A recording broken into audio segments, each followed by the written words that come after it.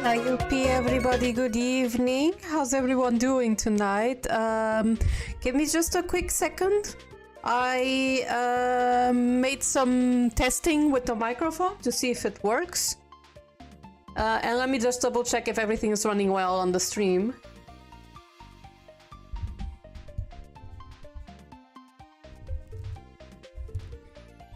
Okay, I decided to have my microphone a little bit differently, and I tinkered a bit with the noise cancelling settings.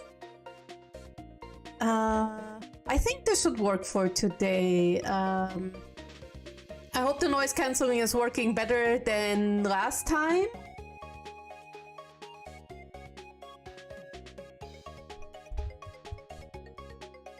Okay, there we go. I think this should be fine. All right. Hi, Yuppie, boa tarde, tudo bem? Boa noite aqui no meu lado. 8 horas da noite aqui. Alright, so give me just a second before we continue, chat. I just want to properly have the chat window below so that I can see everybody. And I see we already have some people here. Yes, nice. Oops, I shouldn't have closed the live streaming window.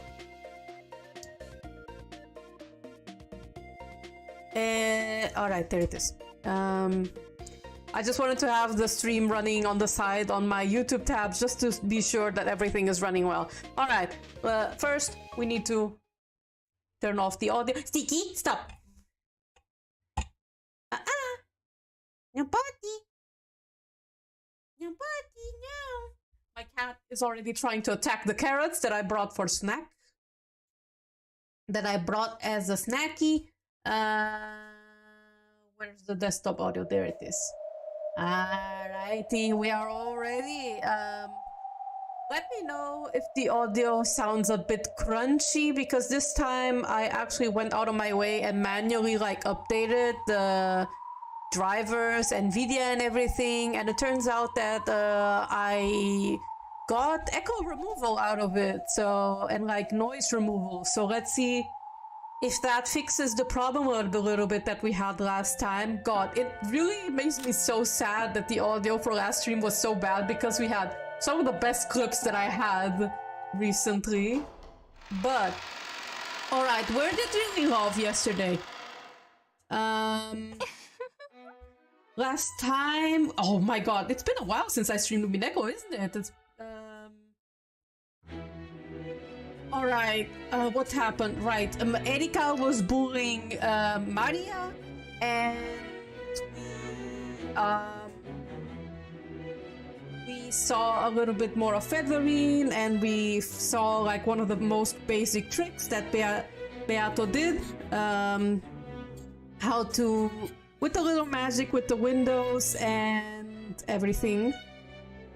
I believe that's where we were left off. So Maria and Erika fought each other, and Erika was like, this magic trick is so stupid, ha ha ha. And Maria was like, you absolute fool, you absolute buffoon, you know nothing.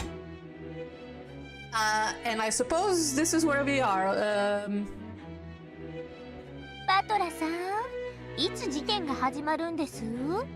Oh, wait, I think the audio for the game is a little bit loud.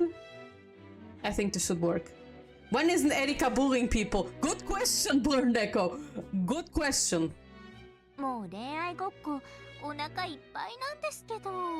I suppose when Erika's not bullying people is when she is being bullied, and when she's possibly dead. And oh, there's my cat. She's walking over the tap. Stop. No. No body. No. Stop.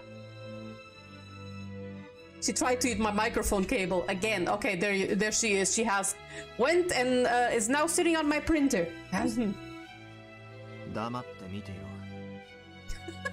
Love it. Batter was like, shut the fuck up and watch.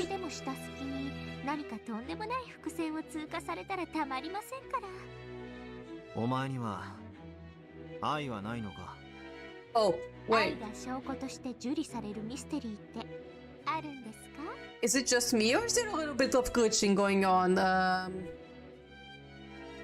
ありませんから。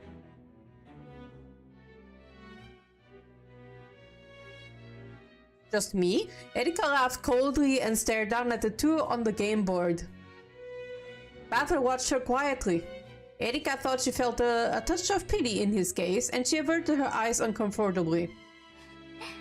一応理解はしてますとも、愛が殺人の動機程度にはなりうることくらい。一応この東屋での出来事は2人の婚約に障害が生じた場合、犯行の動機となりうる程度には解釈しとこうと思います。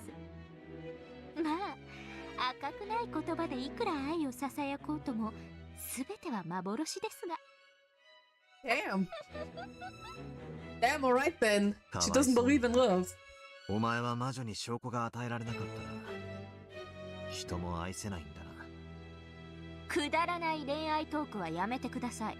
私はあんたの敵であって恋の話に付き合う酔狂な友人ではありませんから。Looks like we have an Erika who is allergic to love. 私には今のあんたがさっぱりわかりません。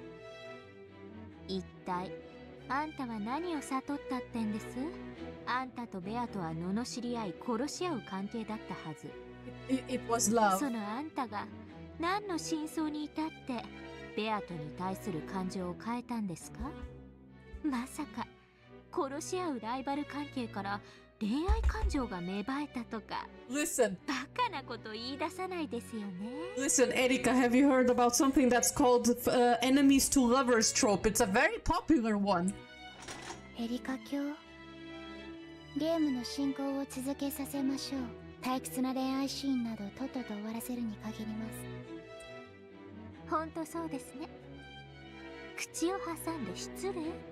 ささ、どうぞ続きを。 Será que Erika virá? Sim, é. Well, Erika makes herself clear that she really hates love, I guess.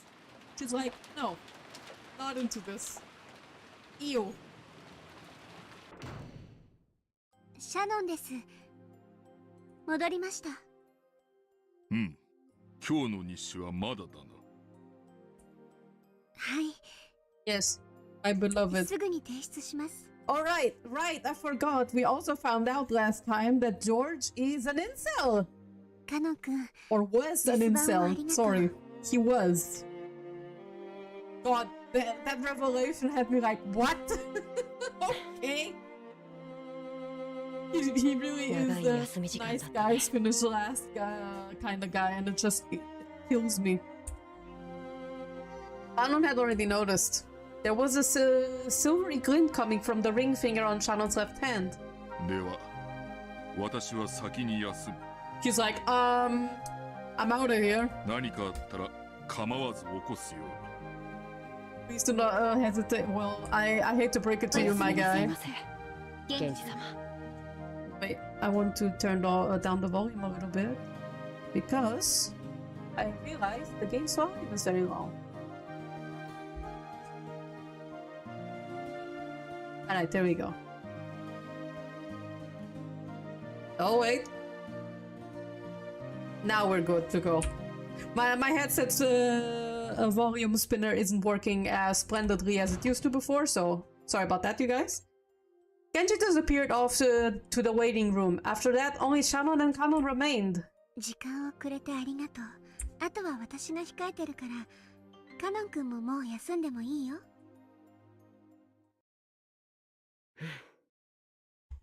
He's not thrilled. 今度は僕の手番ってことだね。Oh no! Alright, is it time to ask Jessica out? 私たちは負けないよ。僕だって負けるものか。今日まで臆病でお嬢様にリードしてもらわなければ何もできなかった君が。姉さんが教 He えてくれ needed た to はずよ。 edgelord. He needed to be an 何を edgelord, 教 a えたかな。 broody one. 恋に昔も過去も関係ない。今だけが重要なんだって。もしそれが本当なら、僕の今は姉さんの今に何も負けてるなんて思わない。If you can hear me peeling carrots, sorry about that. I'm just getting my snack prepared with a cheese cutter of all things because the peeler is in the dishwasher. Shannon and Kanon glared at each other with serious eyes. That period of tension vanished when Shannon chuckled. それでいいよ。君とお嬢様も頑張って。もしも結ばれるなら、私たちが心の底から祝福できるくらいに素敵な関係になって。姉さんにかなりのリードを許してるけどね。Well? 仕方ないよ。それが君のこれまでの臆病の対価なんだから。Damn, ouch. わかってる。She's like, well, that's what you get for being an edgelord, you know? There's a price to pay. それが僕の罪だから。Yes, being a broody edgelord is a sin. Apparently. Shannon and Kanon fished around in their pockets and drew out two small things that glittered gold. They looked like the left and right wings of a gold butterfly. 私たちは家具、人間になって愛を育む奇跡を得るには、もう一度魔法の奇跡を頼らなくてはならない。あいつのブローチが役に立つなんて。Oh yeah, that brooch from episode 2. 私たちの手元にある唯一の魔法。It was the golden butterfly brooch, which Beatrice had only given to Shannon in the hopes of creating love between her and George. Shannon then gave it to Kanon, but let his emotions get a hold of him and crushed it into pieces. So when the two wings that they held were brought together, it would regain the form of a beautiful butterfly. じゃあ、行ってくる。僕もトランプに一応呼ばれてたからね。頑張ってね、お嬢様。きっと喜ぶと思う。少し照れるな。Is it? 楽しんで。Yes. Enjoy it.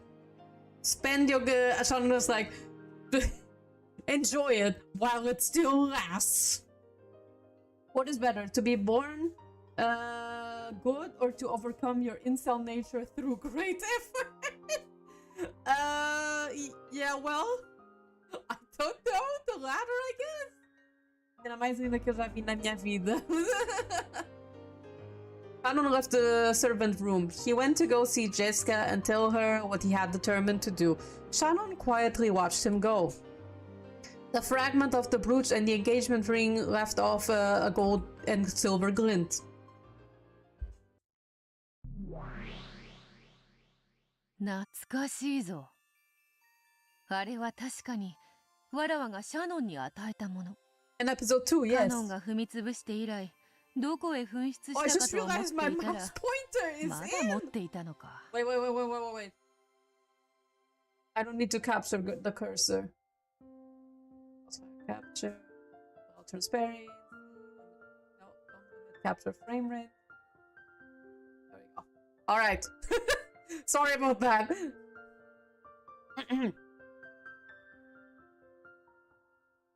黄金蝶のブローチですね。恋愛を助ける魔法のブローチとフェザリーヌさんの本で読みました。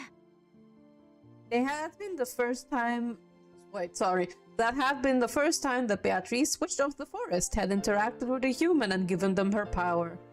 Bit by bit she had transformed from a mere ghost to the ruler of the mansion at night, and by making the servants believe in her, she had wiped away the anti-magic power. And then it eventually became possible for her to appear openly in front of Shannon, whose magic resistance had grown particularly low and who had begun to believe in the existence of Beatrice. To Beata, who had been unable to interact with anyone for many years, this conversation with Shannon must have been especially fun. だから気前よく黄金蝶のブローチを与えてやったのだ。I want to see if I can put the text on auto. System. No, not system, sorry. Options, right? No, there isn't. Okay, I was hoping there was an auto mode. わらわは相当上機嫌であったのだな。わらわのごとき冷酷な魔女がそこまでサービスをするとは。Let me just finish peeling this carrot. And then I'll continue.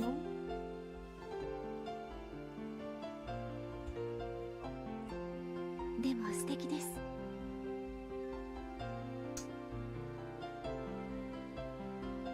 あなたは未来の恋人たちの仲を取り持たれたのですから。もちろん甘やかしたつもりはないぞ。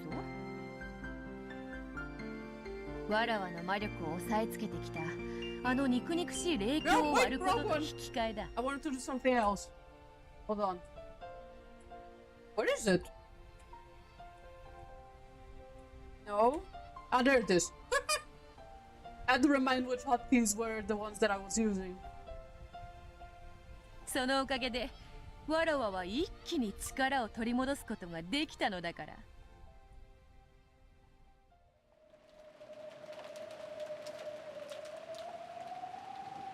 しかしある夜、紫の雷が鎮守の島々の者たちは協調だとささやき合いました。おお、今思えばあれこそがベアトリーチェ様復活の印だったに違いありません。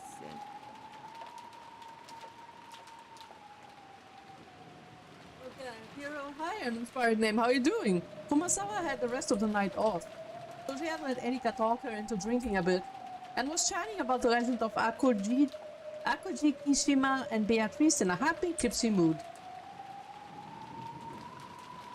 I just noticed, but this channel doesn't have a Discord server, does it? There is a Discord server. I have one, but I haven't opened it up yet because before... Oh! OBS Studio got disconnected, reconnecting. It looks like the stream crashed for a second. Hi guys, looks like the stream crashed for a second. Let me see if everything is still running smoothly. Yeah, it is. Good. Alright. Let me just... Oh, is it? Is it?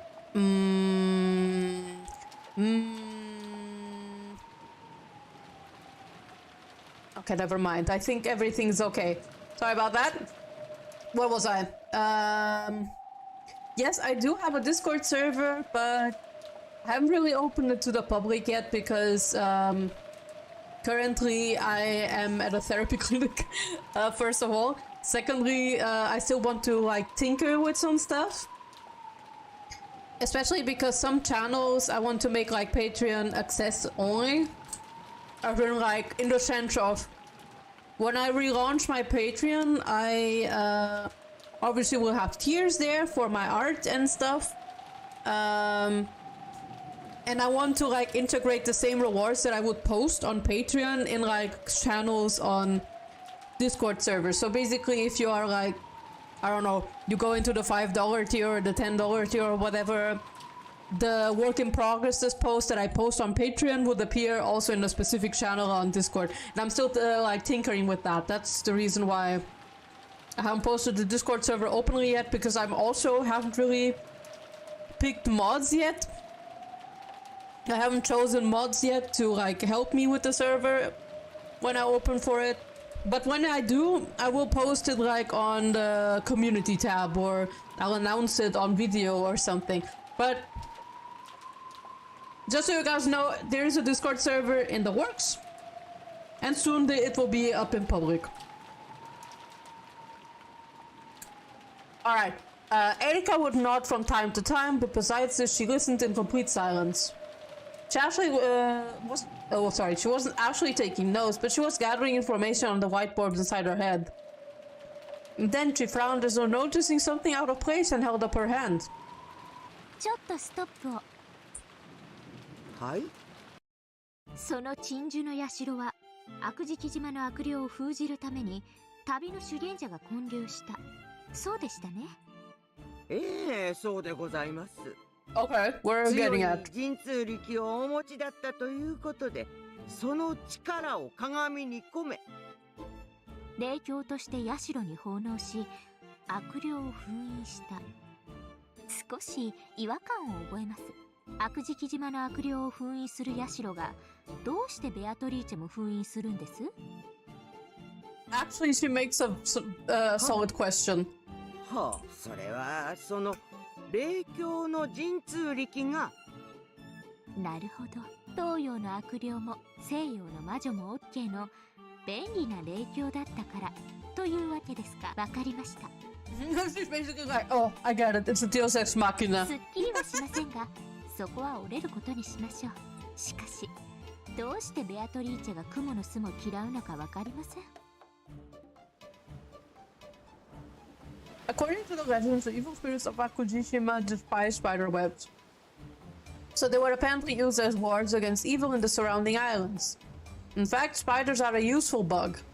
There's nothing strange about the fact that island farmers had treasured them. It's very possible that they were then tied to the story of evil spirits and became known as charms against evil, leading to a tradition of people treating this useful bug with care through the generations.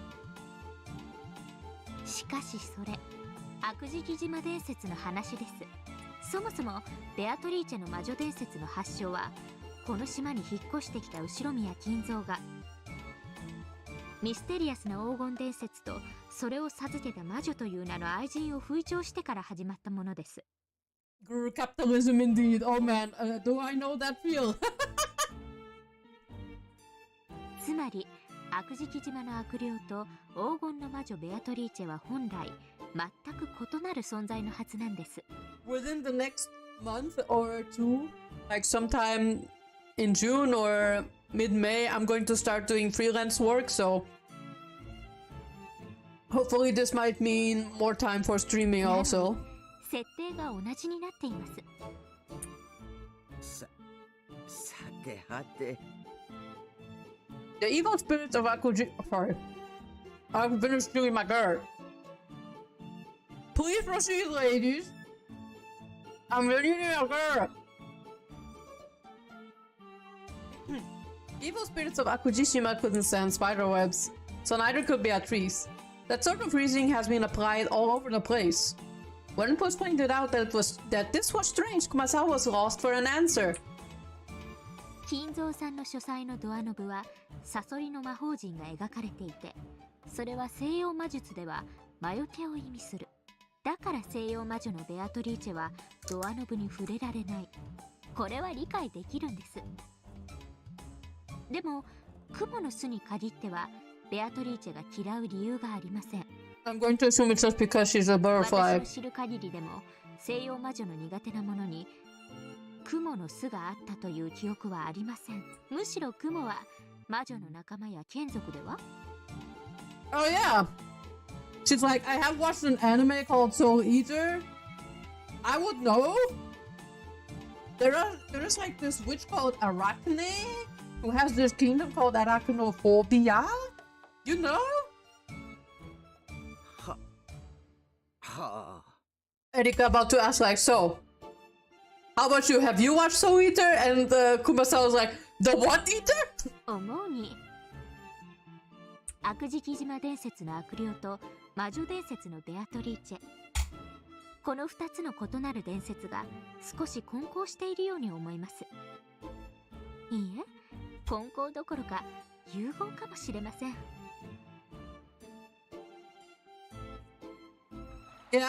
悪事木島伝説はロッケン島周辺の暗礁を恐れた漁民たちが生み出したおとぎ話。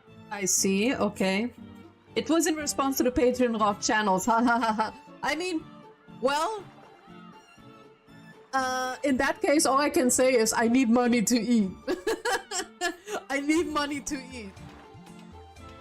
And like, I thought it was like a nifty way to let like patrons see the same posts that are on Patreon but on Discord, like on mobile, where it's easier to access. Because honestly, Patreon's mobile app is pretty trash. It's really trash. I've tried using it before and blech, terrible. It's very broken, the Patreon app. So Discord was like an option people gave me for like specific like channel access for like Patreon rewards for like work in progresses and the like. So that's why I thought about doing it, because just easy access and like a hub even for patrons as well, like a nifty reward. Like people who don't pay on Patreon are not missing anything. Don't worry about that. Like basically almost everything I draw still gets posted in public. Like you're not actually missing out on anything. The only thing that people will be missing out on is just like stuff like work in progress shots, which I'm honestly wondering if some work in progresses I will still post in public. And stuff like behind the scenes and PSD files, like working files, and that's like stuff that people don't necessarily like consume on a regular, you know?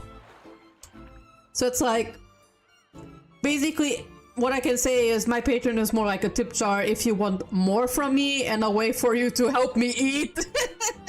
To help me pay my bills so I can keep doing my shit. But it's not like something that I would force people in either. So basically, Discord server still works like normal. Like you still have access to a bunch of channels. I would just have like the one extra channel for like the Patreon feed to be in Discord, simply for mobile efficiency and yeah, well, because I thought it was a nice thing. しかし、悪食島に住まう悪霊なる者には具体的なビジュアルイメージが伴っていませんでした。人なのか怪物なのか、はたまたさっぱりイメージがありません。人はビジュアルを伴わない空想を苦手とします。そこにベアトリーチェという魔女の伝説が登場した。I guess it's good, but you should let me in anyway because I couldn't. I choked on my carrot. Fuck! I choked on my carrot. Do we have a run of a channel? No, we don't have one yet, but I can make one if you so wish for it. We can make a run of a channel. Okay, so in the server checklist for things that I need to finish before making the server public, I'm going to add make run of a channel. 悪霊よりは魔女の方が And that one isn't very loud, okay? Run of a channel is free for all. しかもその上、金蔵さんはベアトリーチェの肖像画を描かせ掲示しました。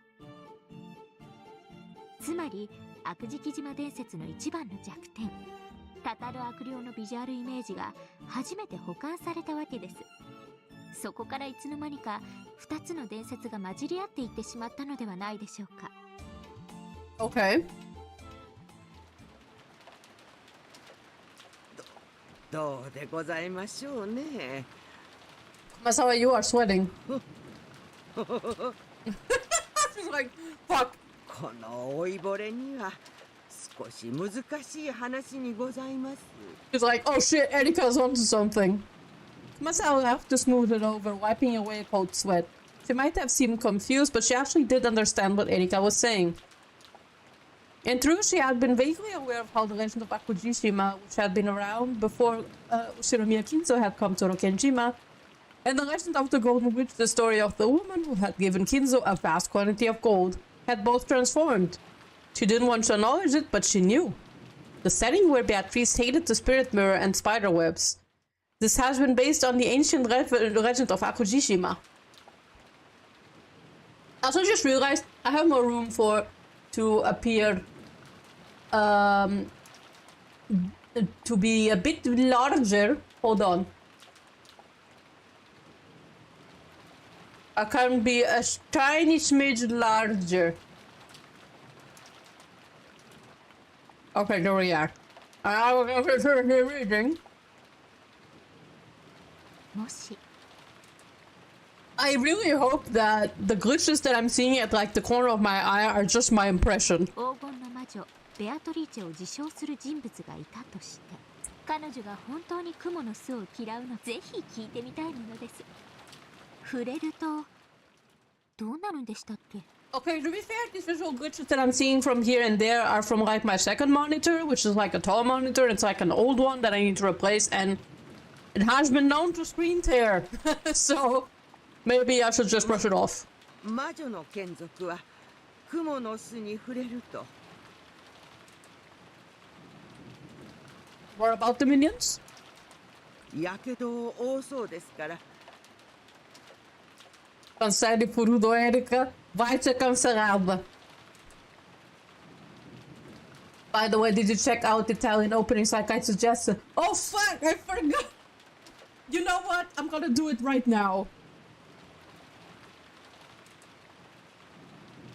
I'm gonna do it right now. I'm checking Italian DB Dragon Ball opening.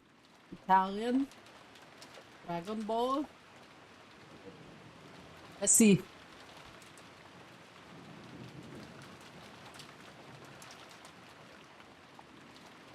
Turning up the phone volume higher, okay? So everybody can hear it with me. No, I don't care about the YouTube survey. Can you just leave me alone?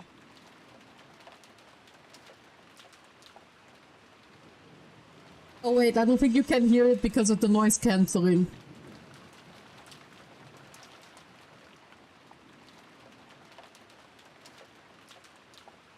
Hey boy!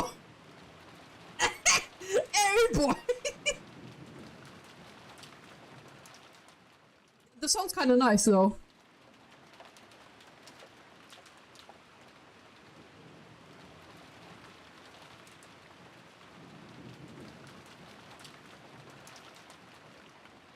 Oh my god! Oh wait, I think I've heard this before!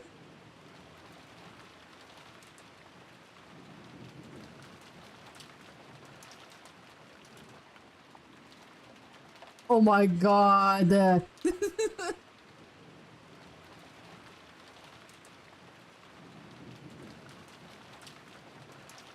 This is a long opening.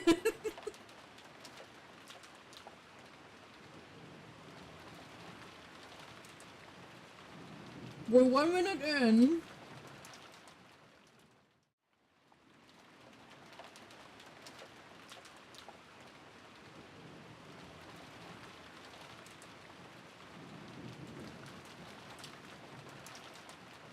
Jesus Christ.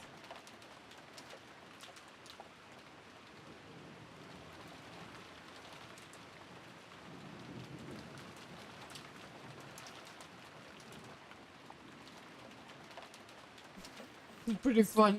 This is pretty funny. God. Which season did you listen to? The Z one. I listened to just the Z one for now. 多分そうなるんじゃないかと いいじゃないです The か。 A boy part took me out, I 見 swear. 事な魔女裁判です。クモの巣に触れてやけどするならば、それは悪霊の方であって魔女ではない。そして触れても何も起こらないのであれば、ただの人間であることの証。 Oh no. つまり、やけどしようがしなかろうが、黄金の魔女など存在しないという証になります。魔女伝説なんて所詮、悪事木島伝説が装いを変えただけの焼き直しに過ぎないのです。はあただ伝説がそこにあるだけで、フルドエリカはこの程度の推理が可能です。いかがです？皆様方。I think there has to be a catch. Though only the two of them were in the lounge, Erika faced in the direction of an invisible audience that would have been and shrugged. And just as Erika imagined, the targets of her comments actually were there listening in. クモの巣ですか？触れるとやけど？ Explained Beato. When Beato the elder snapped her fingers, a graceful silver spider slipped down from the ceiling, hanging by a transparent thread. Afterwards, only a single silver strand remained. I'm going to assume the reasoning is because Beato takes shape of a butterfly, right? Timidly, Beato stretched her finger out towards the spider's string. Then she touched it. Oh, she's fine.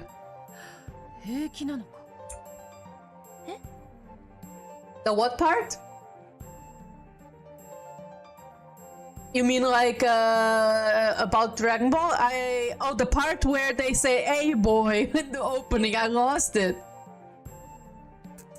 The Beato elder lifted up a white pale finger, and after showing it to her little sister, she traced a silver string with it. There was a stench like a single hair being burned. Once again, she held her finger up in front of Beato, who was stunned.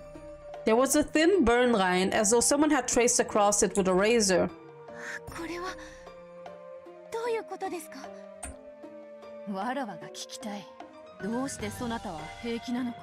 That's a good question.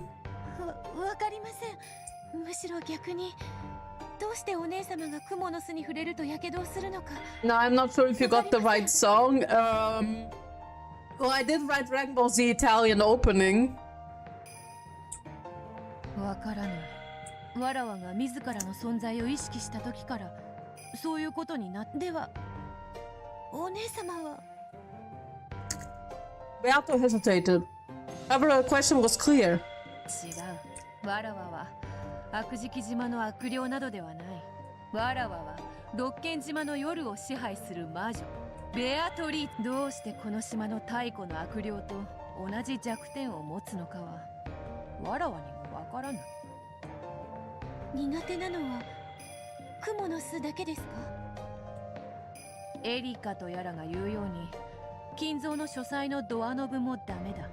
あのサソリの魔法陣はわらわを焼く。わらわにとって金蔵の書斎の扉を開けようとするのは真っ赤に焼けた蹄鉄を家中に拾うも同じこと。そなたはどうか？ Oh, she can probably touch BRB. That's okay. サソリの魔法陣ですか？ The older sister snapped her fingers again. When she did, the surrounding scene bent and twisted, and they had suddenly moved to the place in front of Kinza's study. And there was the doorknob engraved with the scorpion magic circle. 魔術を研究するものならば、人的にも霊的にも This? Oh, did you try to paste a link? Because I think YouTube chat might not let it happen for some reason. 金蔵が自らの書斎を閉ざし、このような魔除けを施したとしても不思議はない。そしてそれは困ったことに、わらわにもこうして効果がある。He gently grasped the doorknob. Owie! And she did. A violent burning sound, unbelievably stronger than the one caused by the spider web, rang out. Youch! お姉様、大丈夫ですか？手は Her hand had been horribly burned, and Beato couldn't help but avert her eyes. 安心せよ。これ式すぐ治る。This was a scratch. Apparently, it would heal by itself if left alone. The older sister seemed to heal at an inhuman rate. だがそなたはどうやら平気らしいな。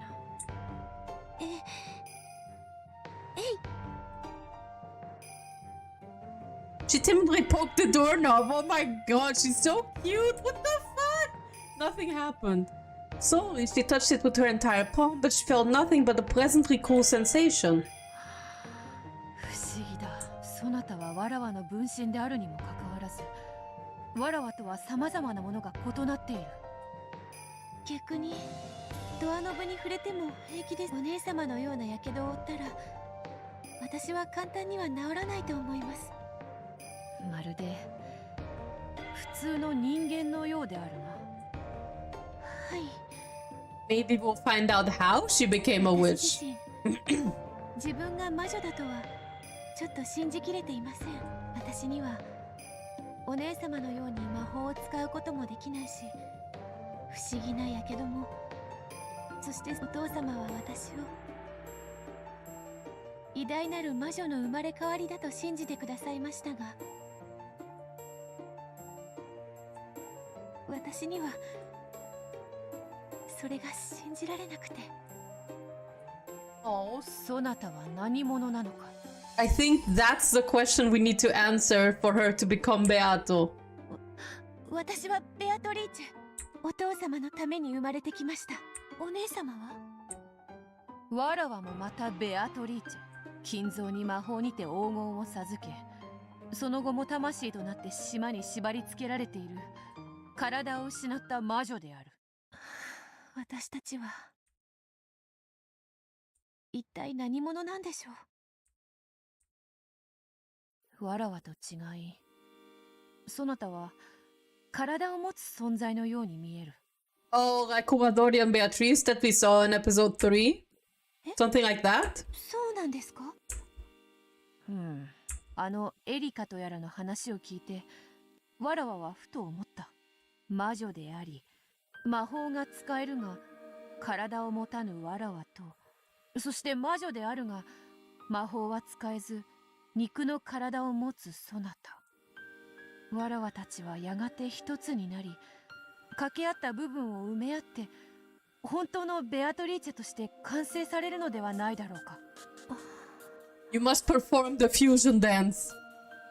It seemed to make sense. Both of the Beatrices were missing something.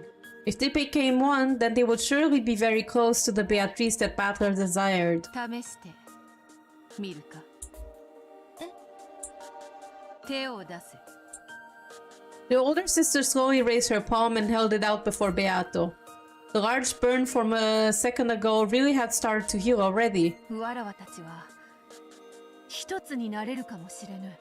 わらわも知りたい。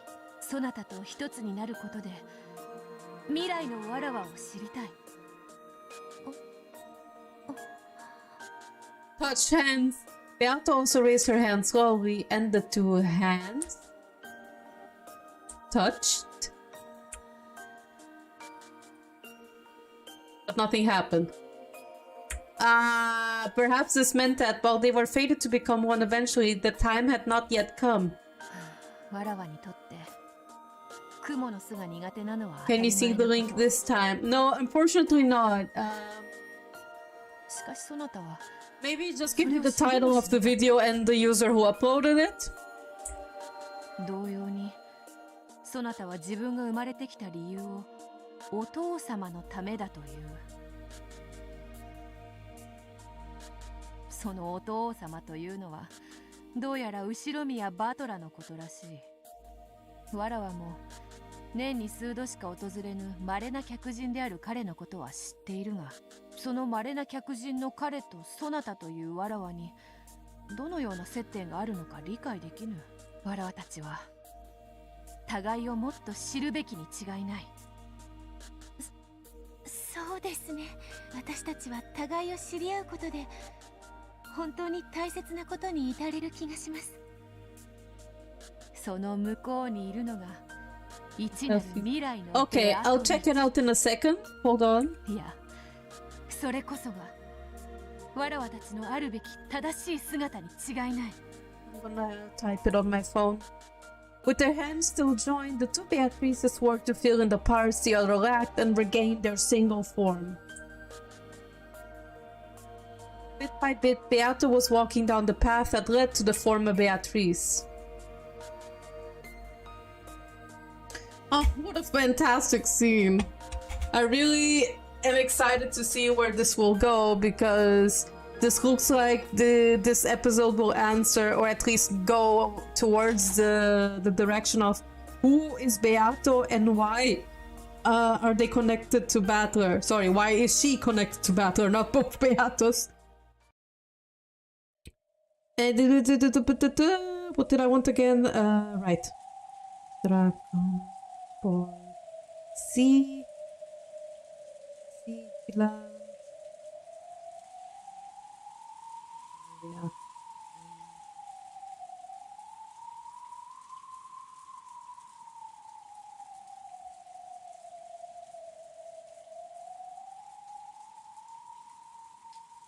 Oh yeah, no, that's the same song that I heard just now. Maybe I just misheard the boy part. Yeah, it's the same song I heard. Maybe I just misheard the a boy part or something else.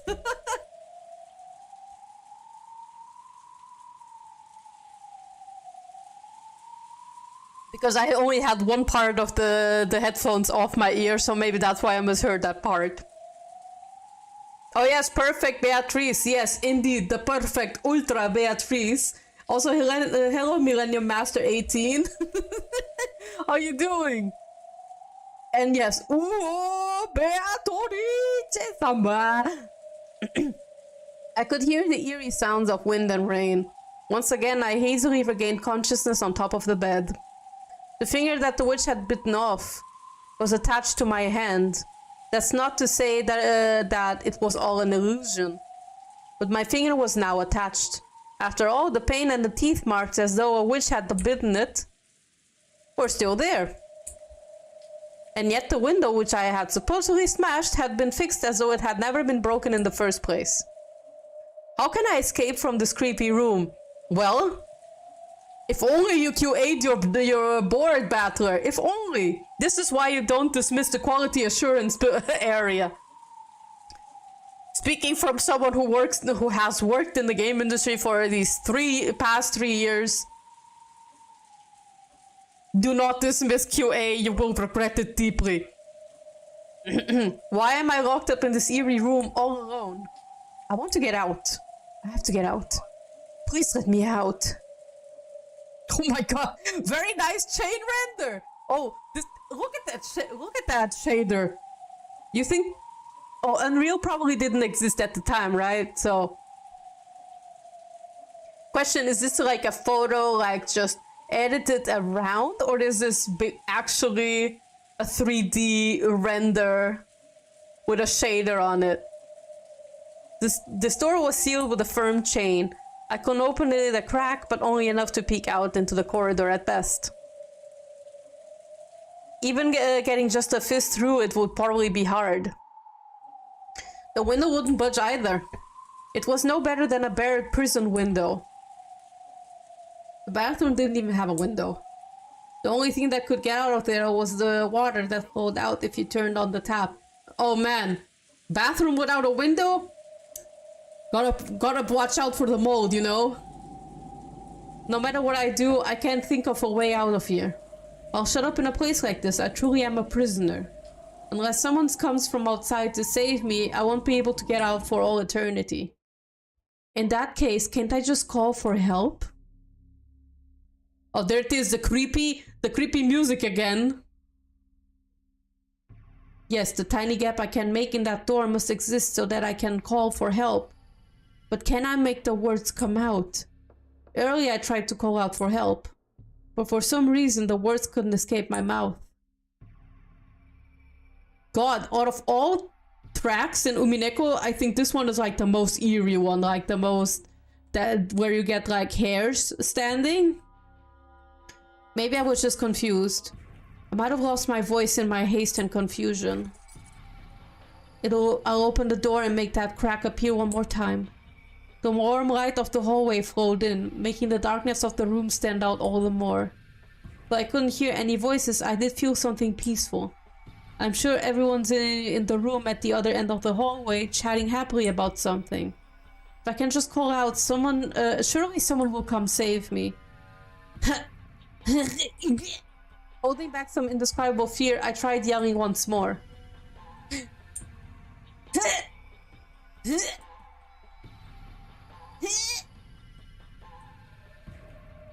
But the result was the same.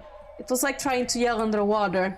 All I did was get out of breath, unable to call out in the slightest.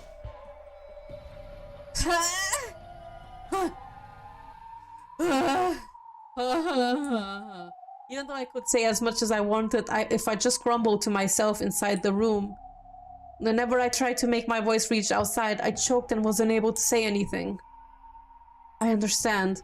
My body isn't the only thing locked up in this eerie closed room. My voice is too. Thinking that I could use some sort of kind of sound to call for help, I tried opening and closing the door violently, making the chain rattle. It does sound as though I'm clanking, it's clanking noisily, but it's surely no good. Even though the sound is being locked inside this closed room. No matter how harsh a sound I make, I'm sure it'll be quieter than a leaf falling by the time it reaches to the other end of the corridor. I tried using the hateful chain that sealed the door to make a sound to call for someone, but it only deepened my despair. And we're back with another episode of the Closed Room Show. Hi, Menro Marseilles. Welcome. Good to see you in the chat. What if this happened to you? If this happened to me, well, I probably grab a QA tester, for like a trained QA tester, multiple ones. Let them run the game and see if it works. And they compile the code. And if there are like errors, we send it to a programmer. The programmer fixes it. We send it back to the QA. The QA tests it again, and it will go back and forth until it's flawless as possible. But should there be a glitch anyway, a game-breaking glitch anyway, I'll fucking simply Alt F4. Like, imagine I'm locked in a room and I'm like, fuck this shit, Alt F4. This chain? That's insane. Just a second ago, it was a stiff chain that looked like it might be used to seal a monster away. But at some point, it had transformed into a normal chain lock. This changes everything. Now I can just undo it from the inside. I tried to undo it, but the chain was long enough for that while the door was still open a crack, and I couldn't get it off. Obviously. Calm down. I gulped and calmly closed the door. Then, when I saw that the chain had slackened enough, I touched it with my finger to make sure. When I was little, I hated chains because I could never get them undone right. However, that was a long time ago. Now I can undo something like this. Anyone could. It's easy. And before the door will clank shut on his finger. Clank? I imagined the demon who locked me in this room using this as a trap to give me hope, just to make me despair even more. But I pushed those thoughts aside for the time being. I undid the chain lock, and the chain dangled there right before my eyes. Except it will come back. Now, there's no lock sealing this door. Please, don't torment me anymore. And just open normally. Slowly the door opened. When I closed the door to undo the chain, the warm light from the hallway got cut off. If I open it again, what if that warm light is gone this time? I was even afraid of stuff like that. However, that was just me over imagining things. Slowly, quickly. No, I guess this is normal for a door. As the door let out an annoying creak, the exit from this cursed closed room finally opened. Oh? Oh! I did it! I did it! Even my cry of joy was strangled. But that doesn't matter anymore. All that matters is that I can get out. I poked my head out and looked left and right down the corridor. The warm corridor. I could sense people having fun at the other end. Everyone's right there. Let's go right now. Geh? At that moment, something cold and heartless crushed my throat. It was as though an iron loop had been fastened around my neck and pulled on hard from behind. Well, time to get strangled by the door frame.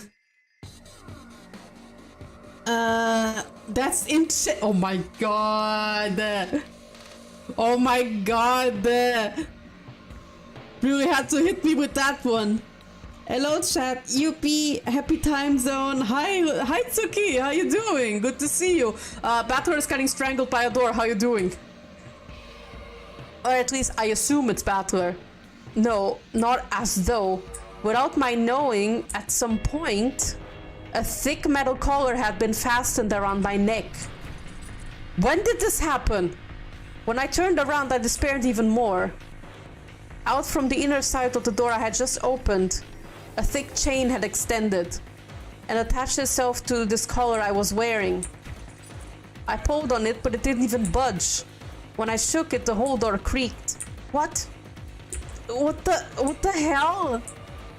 The chain that connected to my collar was attached to the inner side of the door. Yeah. The same vanishing chain that had secured the door a short while back had suddenly become a chain holding me in place. That's insane. That's insane! Damn it, what's going on here? I pulled with all my strength, trying to tear the whole door off, but I already knew from the repeated experiments that it wouldn't even budge. I'm sure this chain will disappear once I go back inside the room, but it will never let me leave that room. Though it had apparently turned back into a normal chain lock, nothing had actually changed. The chain lock still bound me to that room.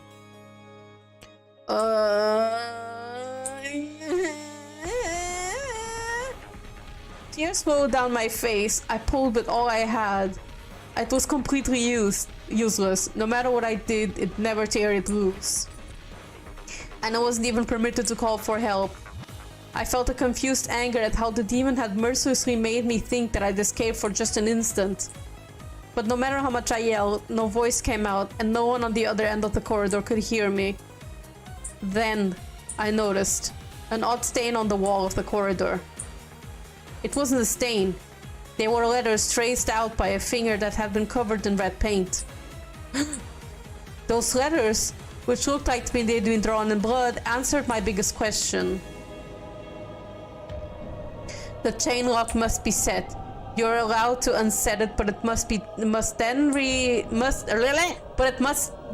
be reset. Unless it is set, this exit of yours will be unusable. I instantly understood the meaning of that ominous message. Then I tried it out and understood completely. When I returned to the room and reset the chain lock, the collar around my neck disappeared. When I undid the chain lock again, that heavy feeling around my neck returned. In other words, I cannot leave this room while the chain lock is still unset. In that case, which don't I just set the chain while outside the room? I undid the chain one more time. The collar and chain appeared around my neck again.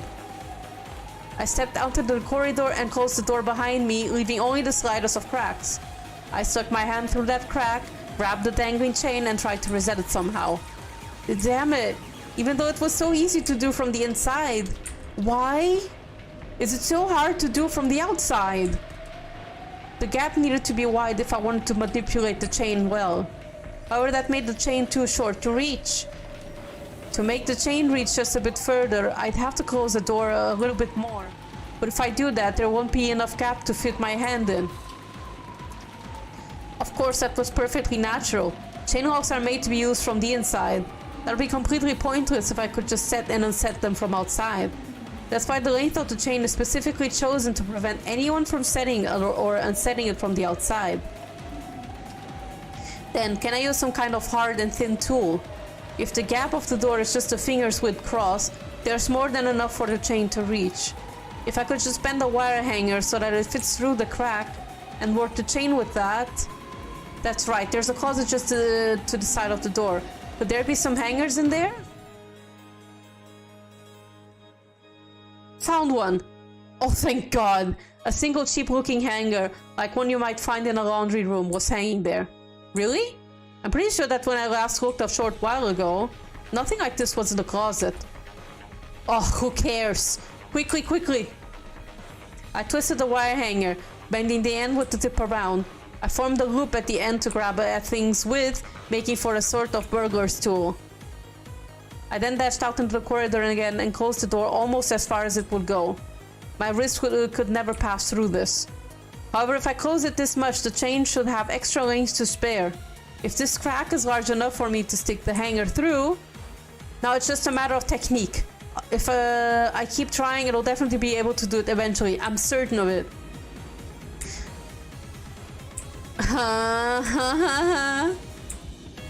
Oh, he's breathing. It's harder than it looks, but the chain is long enough. It isn't impossible. I had finally gotten my hands on the way to escape. It was hard, yes, but it was theoretically possible. If it's possible, I'll be able to get out. I'll be able to escape from here.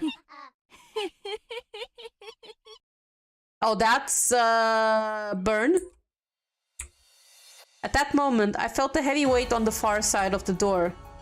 I felt as though someone inside that room had pressed their forehead against the door and was drawing closer.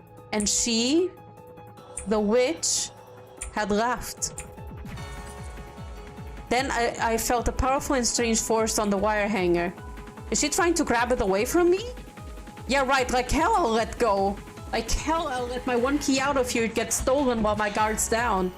Fortunately, I stuck my wrist through it so that it wouldn't drop if my hand got tired. You won't be able to snatch this out of my hands. The witch on the other side of the door laughed at me. Then, I noticed something weird. Stinky, stop! Stop trying to eat the cable! Then, I noticed something weird.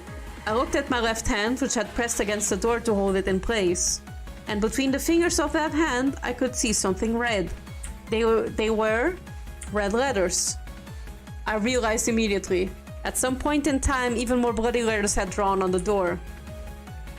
And my left hand had been covering them up. Still fighting against the vice-like strength of the witch beyond the door, I moved my left hand to the side. Where that hand had been, bloody letters had indeed been drawn. There, as though someone had predicted that I'd struggle this way from the beginning, was a message from the witch to me. It is impossible to set or unset the chain lock from the outside by any means. All tricks done from the corridor have been sealed by the red letters. No way.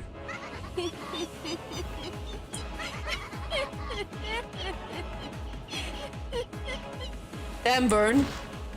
There was suddenly a terrible sound, and the force pulling on the hanger was suddenly released. Then, when I pulled it out and looked, I lost all hope. As though it had been hit by the acid of the room's darkness, the tip of the hanger had burnt and bubbled, and melted off. Now it's pitifully short. This can't be used for anything. It would be useless to search for a substitute. All schemes to set the chain from the outside have been prevented. Damn it. Damn it, damn it, damn it! I threw the remnants of the wire hanger against the floor, faced the hallway filled with a warm light, and called for help. However, I just choked, unable to speak at all. Everyone's just down the corridor, and everything's peaceful there. I can't hear the voices, but I know. I'm sure they are all having a good time playing cards. Please, someone notice. Someone save me.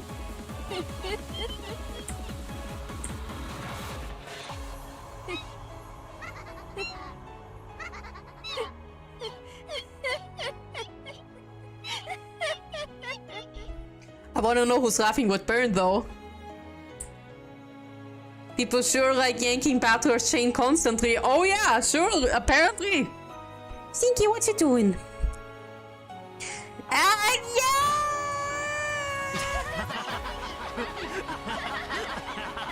Everyone's laughing down there. This time it wasn't the witch voice, but it was the happy voice to everyone else, which I could hear coming from the other end of the hallway. Someone come over here and save me!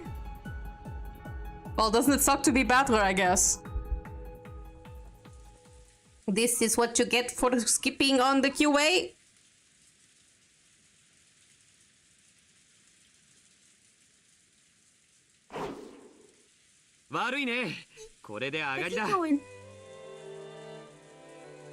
George slammed his last card down, ending the game with his victory once again. Everyone gasped in unison. Sticky, why you nibbling? Sticky, beep, beep. The cousin room was filled with laughter as they enjoyed their card game. やっぱりジョージの兄貴が持ってたか。憎い。スペードの6が憎い。バートラのダイヤの8もエグかったぜ。ああ、もう悔しい。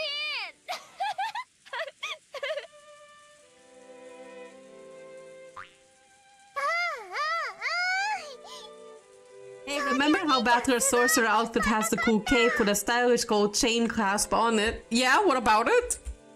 そうだよ。また僕たちの勝ちだね。Yes. Having Mario on your team is an easy win, or more like George. Tiki.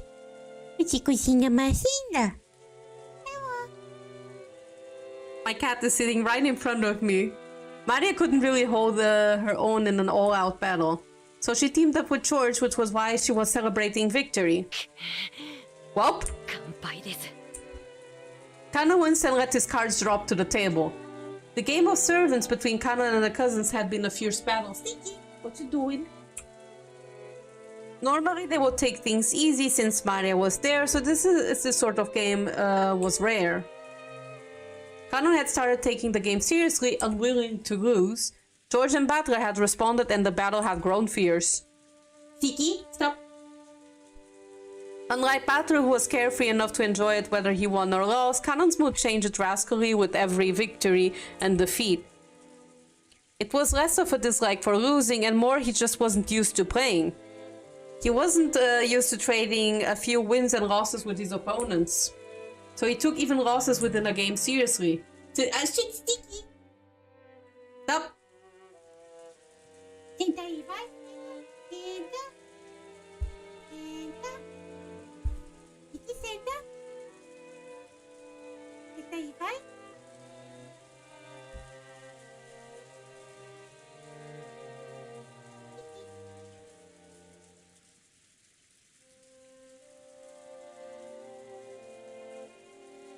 Sorry, my cat was trying to grab onto the old carrots, like the pieces of the peeled carrot. Where was I? Since he had resolved to win and had unfortunately challenged the veteran players George and Butler, the result was plain to see.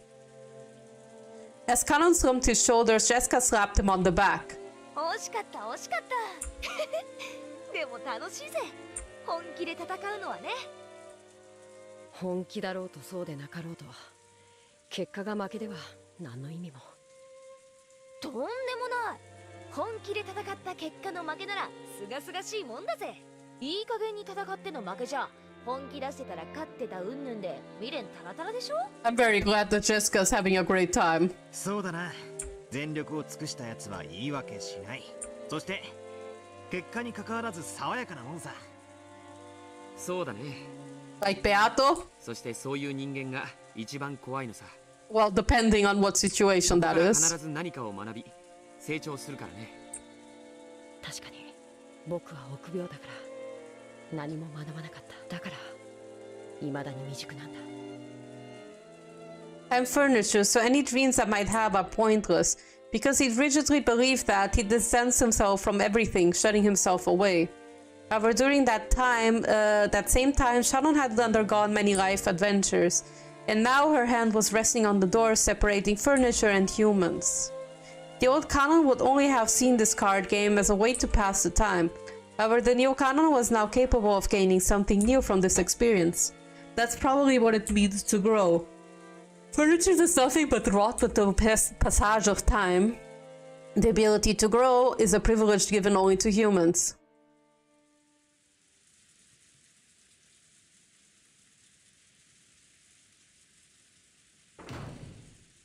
一緒に遊んでくれてありがとう西とか書いたり忙しかったんだろ付き合ってくれて本当にサンキューだぜ Yes. いいえ僕も楽しかったですいえこれが楽しいことなんだって理解できました Good, you should have fun. 誘ってくれてありがとうございます私たちはさもっともっといろいろなことに挑戦していこうそして君が知らなかったものを探しに行こ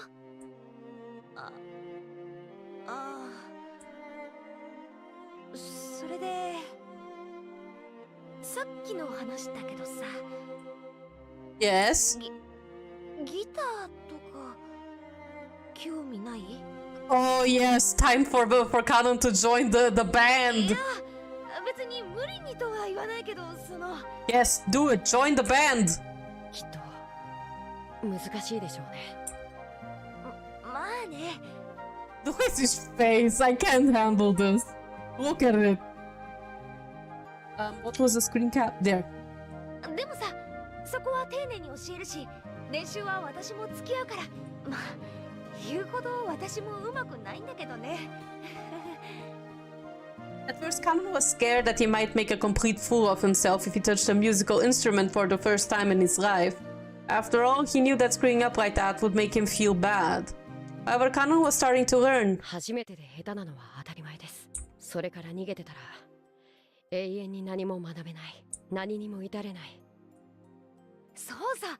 だからこそ人は上達を実感して面白くなるんじゃねえか。私だって最初はさ、右手と左手が別々に動くってだけでもう全然ダメだったぜ。でも少しずつコツが分かってくるとさ、だんだん当たり前になってきて。僕もその境地に至りたいです。そのための道の一つにお嬢様との音楽活動があるならぜひ。本当に？はい。きっと最初は不出来でお嬢様を失望させてしまうこともあるでしょう。でも本気でやっての失敗だったらそれは清々しいものに違いないとさっきお嬢様たちに教わりましたから。照れるぜ。お嬢様のことをもっと好きになりました。 Oh, that's so sweet. 太陽のような人なのに僕こんなにもずっと近くにいたのにそれに気づけなかった。 Well, we call that preserving our eyes. じゃあもっと You don't want to stare into the sun, my guy. 頑張っちゃうぜ。いやー。 Oh, that's oh my god, those two are way too cute. Help. Send help. Kanon's serious and competitive words were more than enough to make Jessica shy. However, Kanon's expression unexpectedly clouded. お嬢様を好きになれる理由はだからわからなくて辛いです。何が？ What are you going to say? お嬢様が僕を好きになる理由です。I want to know as お well. 嬢様と違い僕は何も照らしてない。今だってお嬢様に照らされながらその背中についていってるだけです。そんなみすぼらしい僕をお嬢様が好きになる理由が Oh no, I'm so freaking weak to this kind of dynamic. そんなことはないぜ。カノン君にだっていいところはいっぱいある。恥を忍んでお聞きします。お嬢様は僕の何が気に入られたのですか？ Kanon hung his head. Since he had never learned anything on his own, he hadn't never been able to take the initiative with her in any way. The fact that he was accepting her affection one-sidedly, unable to do anything but simply receive it, made him sad and frustrated at himself. Jessica was lost for words. After all, compared to the reason that Kanon had started to love Jessica, Jessica's reason was a lot more vague. She had heard Shannon talking about her love with George, and at the school she and her friends had always talked about relationship with boys. There would have been nothing strange about a girl fascinated by the idea of romance developing an interest in a nearby member of the opposite sex. However, if you put that into words, it might be misinterpreted to mean that any nearby boy would have done just as well. However, she could still be proud of the feelings she felt at this very instant. She really did love Kanon, and she truly wanted to experience romance. As a result, they might end up together, or they might not. However, if she reached that result without holding back, she could accept it no matter which it was. That's why she was able to become serious and honest about how she felt. However, she couldn't find the right words to tell Kanon this. When Kanon saw Jessica bite her lower lip in frustration, he finally realized. バカだな。僕のどこが気に入ったんですかなんて質問、本当にバカらしいと思ったんです。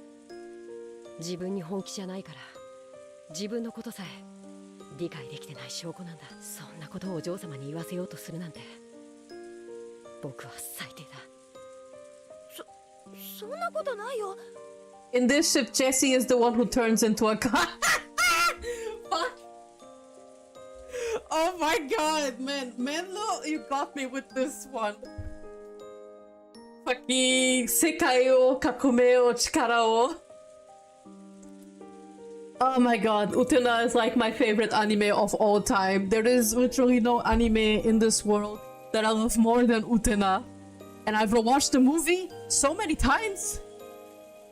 I own the art books of the hardcore of Utena, and I love it. I love Utena more than anything. You guys have no idea. 女の子だって男子に告白されたら最初に聞いてみたい質問だもん。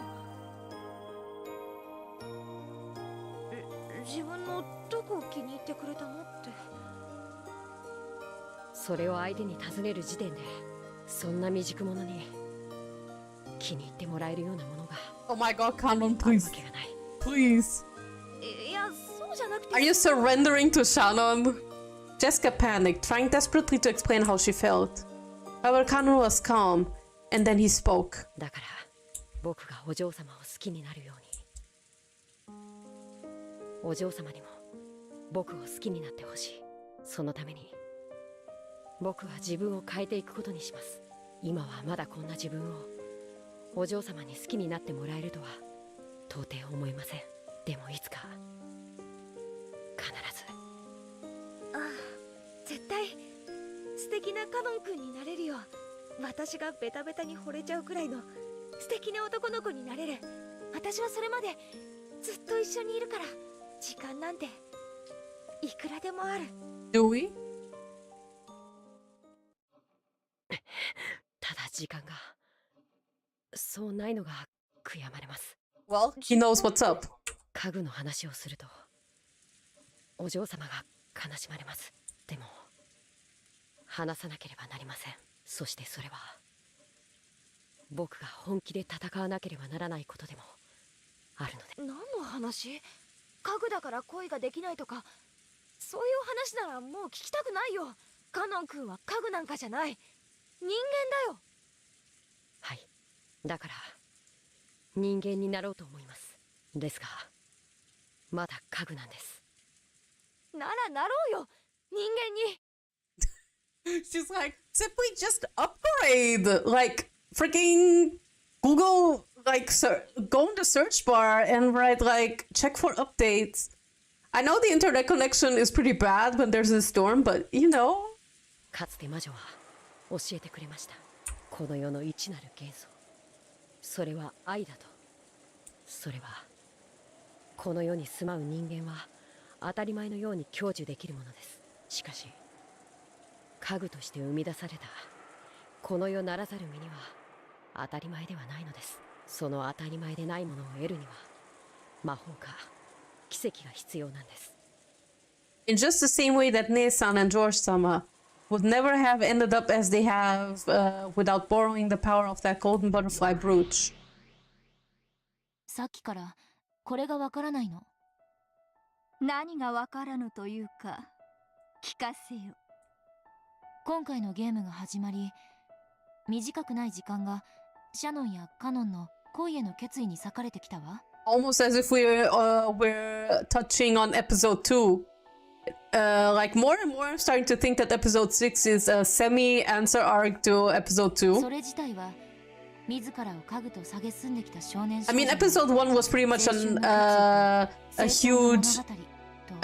好意的に見てもいい。Yeah, episode 1 was like already a sort of answer-ish arc for episode 1.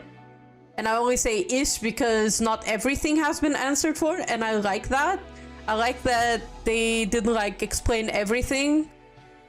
That they like addressed some things, like the whole Kinzo thing, how it came about, and everything like that.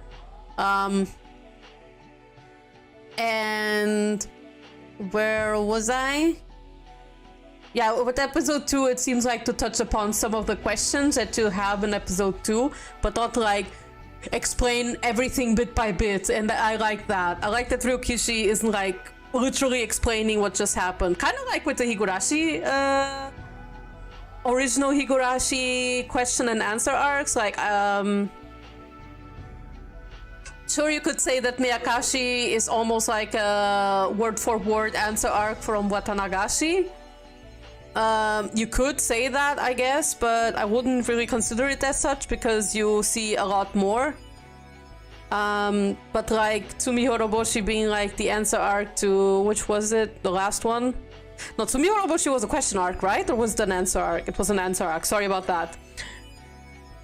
Tonikakushi, right? It was an answer art Tonikakushi, I believe, and it played out completely differently, and I like that. I like that Ryokishi doesn't, unlike with Go and Sotsu, where he's not like, oh yeah, this and this and this happened, and basically with Meguri I can kind of say the same. It's just explaining what happened. でも2人のある前提にさっきから強い違和感を覚えるの。 And I prefer if the answer arcs in Ryokishi's works tend to be more vague, like they just touch upon things from previous question arcs, but don't explain everything literally. It's like a new story, a new arc with some elements or some parallels from a question arc, and I like that. なぜ That's a quality that I really like from Ryokishi's writing. であるか？シャノンもカノンも、いえ、あえて家具と呼ぶわ。家具たちは最初から一貫して人間とは恋愛ができないと主張してきた。そこに黄金蝶のブローチという魔法が介在し、その魔法という奇跡の結果、ジョージお兄ちゃんとの恋愛が成立した。そう主張してるわ。身分の違いによる許されぬ恋が実るには魔法の奇跡でもないことにはありえぬと、そう考えたとしても無理はあるまい。そうね。だから使用人の身分であるシャノンとカノンが共に後宮家の人間に恋をし、許されざる恋に苦悩して自らを家具と卑下したとしても、それは納得できるの。ではそなたの納得できない点とは？再び魔法の力がなければ結婚はできない。Okay. それがシャノンとカノンの2人の共通認識になってる。これがどうしてもよく理解できないの。After meeting in secret for quite some time, George and Shannon had finally gotten engaged. Both were fully prepared for it emotionally. As though there would be some trouble with the relatives, it would probably be impossible for anyone to prevent their marriage at this point. 結ばれようとする2人の間に立つなぞ。飛ぶ矢の前に立ちて、それを掴もうとするにも等しい愚行よ。It's a fairly nice metaphor. そういうこと。伴侶を生涯守りきると誓ったジョージお兄ちゃんにとって、両親の反対や感動さえ恐れるものではない。むしろそれらさえも彼女への愛を示すちょうどいい試練だとさえ思っているわ。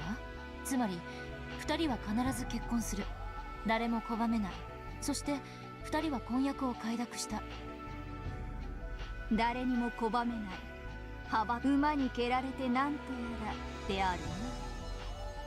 そう。だから不思議なの。魔法なんて必要ない。I want to know what the magic is in relation to this. If George and Shannon had wanted Eva's approval for their engagement, then magic might really have been necessary. After all, Eva had forbidden his relationship with her.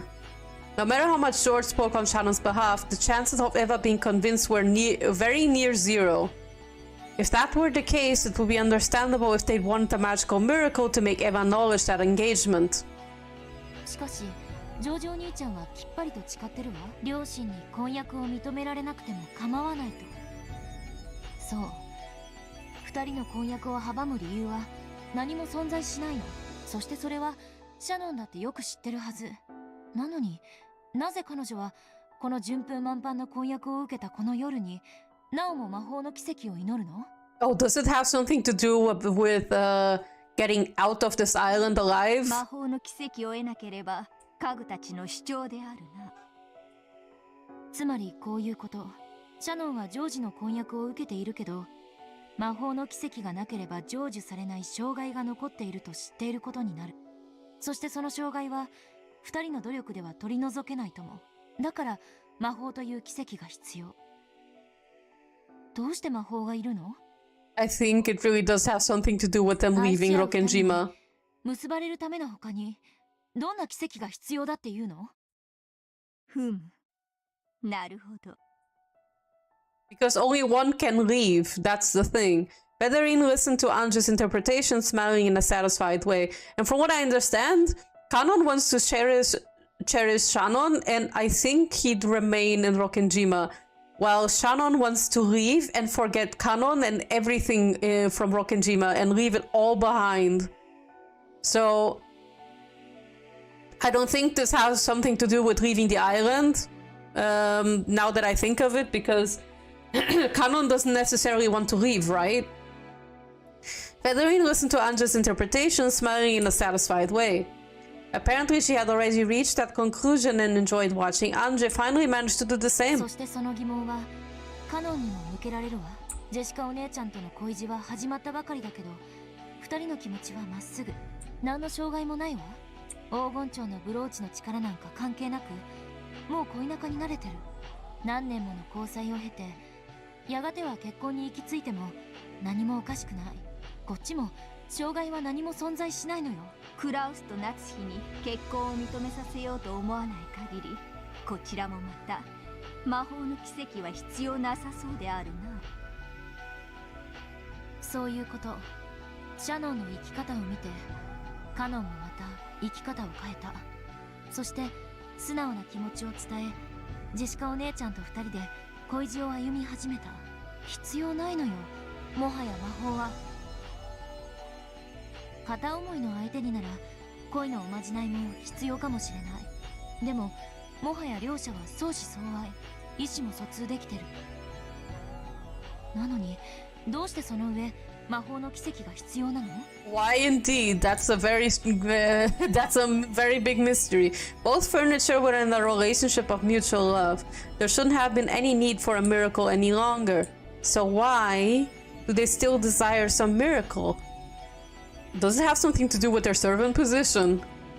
And on top of that, the single brooch was portrayed as bestowing only a single miracle. It felt as though Shannon was hesitating because if she used up that miracle for herself, Kanon's chances at love would be automatically sealed away for eternity. つまりこういうことよ。どうして家具は恋をしてはいけないの？魔法という奇跡なくしてはなぜ恋が許されぬことになっているのかか。そして堅くなに恋ができないと嘆いていた家具たちにそれを許すことのできる黄金蝶のブローチって一体何だっていうの？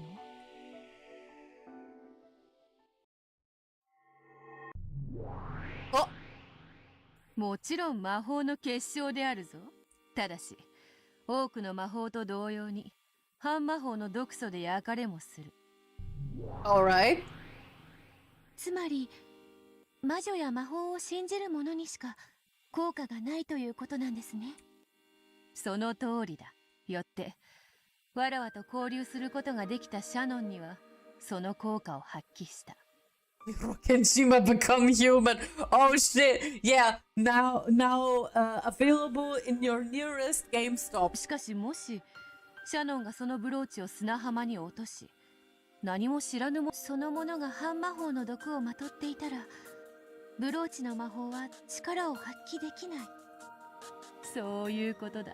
魔女のアイテムは直接の手渡しでなければ力を失うことが多いということだ。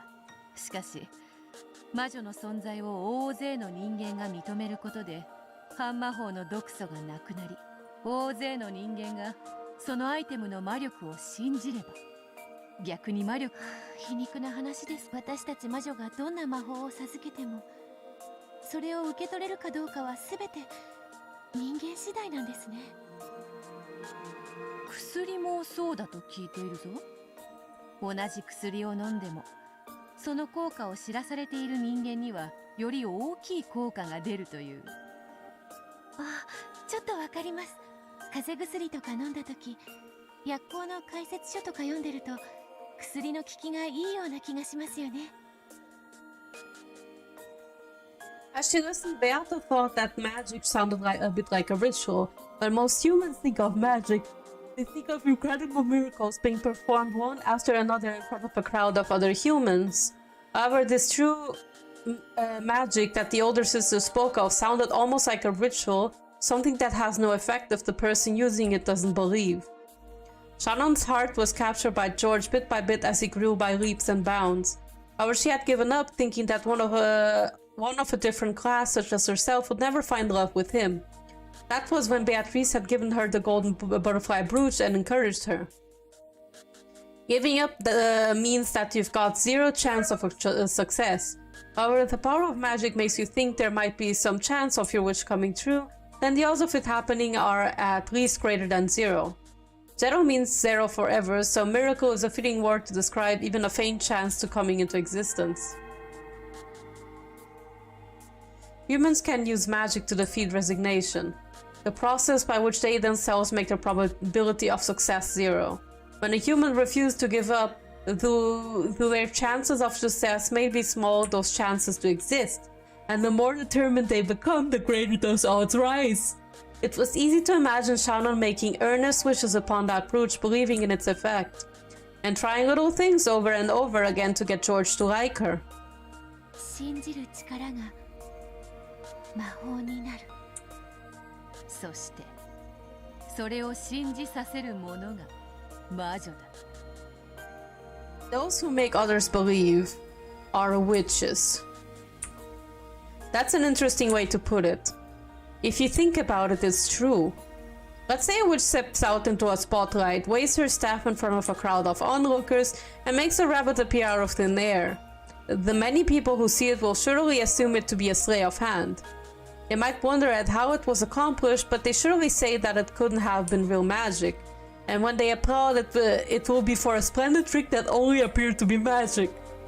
But what if someone performed a sacred ceremony inside a great ancient temple in front of a crowd of believers and ended up with the exact same result?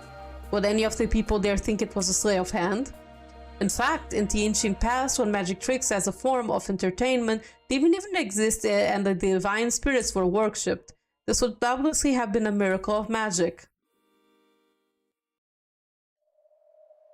ならこれは魔法になるでしょうか。 What is it? ほう、魔法の使いの魔女のそなたが初めて振るう魔法とはどんなものか。ここに空の紅茶のカップがあります。中身は空です。うん、空っぽであるぞ。それからこれをこうしてテーブルの上に伏せておきます。And then you lift it and candy pops out. はい、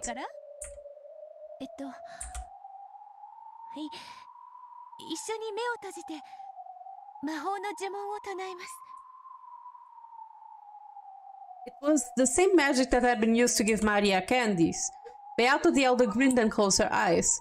When she saw this, Beato slowly chanted the incantation. さあ思い出してごらんな。カップの中に何が入っていたのか。うん。さあさあ思い出してごらんなさい。カップの中に何が入っていたのか。 As she chanted, Beato slowly opened her eyes and made sure that the older sister was repeating her with her eyes closed. Then a single gold butterfly appeared out of nowhere, fluttered down on the overturned cup, and scattered away in a golden splash. もうよいか？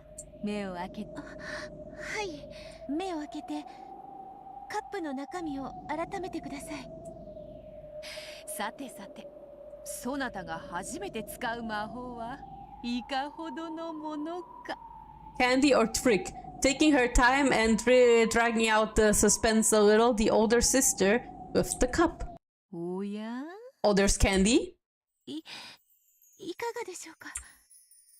When the cup was lifted up, there lay a single golden rose petal. これは魔法になるでしょうか。うん、なるとも。 Nice! We そ have... なたが魔法にて伏せたカップの中に黄金の花びらを生み出した。Oh my god, she even pulled out the golden truth! 見事な魔法であったぞ。愛がなければ見えない。それは理解できてるの。これを手品だと断じるもよし、魔法だと信じるもよし、そのものの毒素次第であろうな。でもこれはかつての魔法の一部を説明はできるけど、全てを説明することはできないわ。話を戻すけれど、この程度の魔法やおまじないを信じるという程度の話では、 Well, if you are a non-believer, then no magic か exists たく for なに you. 恋ができないと嘆いていた家具たちに、それを許すことのできる黄金蝶のブローチとは一体何かという問いに答えられない。そこにいる二人のベアとの話を鵜呑みにするなら、魔法には彼らの諦めを取り除く力があると考えるのが妥当であろう。どうして家具は恋をしてはいけないの？どうして魔法のブローチの力が必要なの？確かにあんたやベアトたちの話は一見、それにおぼろげとはいえ、でも朗読者だから言わせて、それでは納得がいかないの。納得とは？家具たちはもっともっと悲壮な宿命に抗おうとしているわ。恋愛成就のお守りを託されたくらいで自己改革ができる程度のものだったとは思えないの。現にシャノンはかつてジョージお兄ちゃんとの出会いのきっかけを作ったのはブローチのおかげだけど、それ以降は魔法の力を借りずに関係を深めたいと言ってベアトにブローチを返そうとさえしたわ。 Oh yeah, that 彼女は happened. その時点で一度は魔法の奇跡と決別したはず。 That did happen, I なの forgot. になぜ再びその力を必要としているの？さて、恋と結婚は別物としか言いようがないであろうな。Federica laughed lightly. She had probably formed a theory of her own and was laughing at Ange, who hadn't reached it yet. 聞かせてよ。 Laughing at them kids. あんたの見解。もう少し寝かせたい。それに疑問を持ち思考を巡らすそなたを見ることもまた朗読の楽しみだ。 Oh my god, would Federine be the kind who would like theory videos and 私の見解を channels? 話せばそなたはそれに納得し思考を止める。それでは朗読が面白くない。 I'm pretty sure that's like a metaphor to like how Ryukishi is treating the answer arcs in both Umineko and Higurashi original and Kai, and like how the events aren't like exactly explained, because then you stop thinking, right? It's just, you have the answer, then you're like, well, yeah, well, it got spelled out to me, so I don't have to think about anything anymore. And that looks like that's the general approach of Ryukishi's work, and like I said, I'm repeating what I said before, but I really like this from his writing, like I really do. すでに答えを知ってる推理小説を読ませて右往左往するところを見て楽しんでるってわけね。それが感激の魔女というものだ。悪趣味と笑いたくば笑うがよい。我が巫女よ。わははは。That's like the flattest laugh on earth. I love it. Oh, Anje. I love Anje so much. She's one of my favorites, definitely.